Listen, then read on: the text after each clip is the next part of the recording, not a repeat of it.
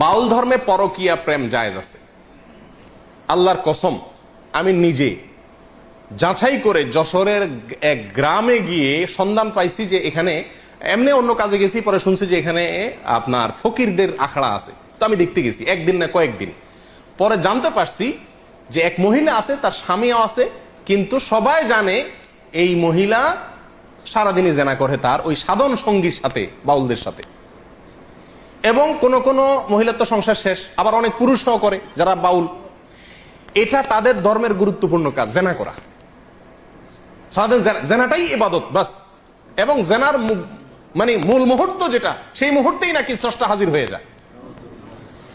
প্রিয়দিনী ভাইরা, বাউলরা মনে করে, আপনারা হয়তো অনেকে প্রথম শুনছেন, শুনে রাখেন, বাউলদের দৃষ্টিতে মানুষের শরীরের বিভিন্ন রোগ বালায় বারো হওয়ার জন্য একটা বিরাট বড় ওষুধ হলো মেয়েদের রজ পান করা।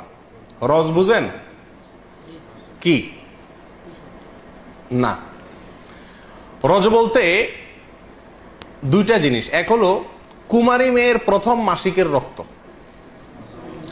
আরেকটা হলো পুরুষদের যেরকম উত্তেজনার কারণে বীর্য বের হয়, মেয়েদের যে পদার্থটা আসে এটাকে রজ বলে। এই রজ, এটা পান করলে কোনো রোগ বালাই আর শরীরে থাকে না, এটা বাউলদের বিশ্বাস।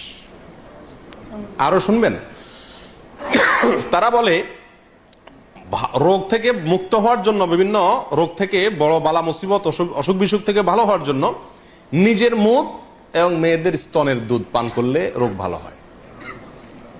আরো শুনবেন, তারা বলে সমস্ত রোগ থেকে সর্বরোগের ঔষধ একসাথে যদি পাইতে চান তাহলে কি করতে হবে?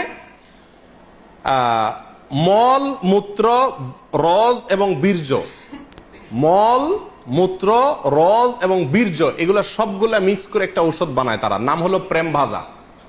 ওষুধের নাম কি? প্রেম ভাজা। এটা খাইলে আর কোনো রোগ থাকে না। প্রিয়দিনী ভাইরা, আপনারা অনেকে হয়তো বলবেন যে এগুলা গল্প আর কি। আপনি আল্লাহি বাস্তবতা খবর নিয়ে দেখেন। আর খবর নেওয়ার দরকার না, আমি আপনাকে বই পুস্তক থেকে বলছি, তাদের বই পুস্তক থেকে, তাদের ধর্মগ্রন্থ থেকে, তাদের ধর্মীয়, তাদের আচার এবং তাদের সংস্কৃতি, কালচার, এ সংক্রান্ত যে সমস্ত বই পুস্তক আমাদের সমাজে প্রতিষ্ঠিত, গ্রহণযোগ্য, অথেন্টিক, এই সমস্ত বই পুস্তকে লেখা আছে।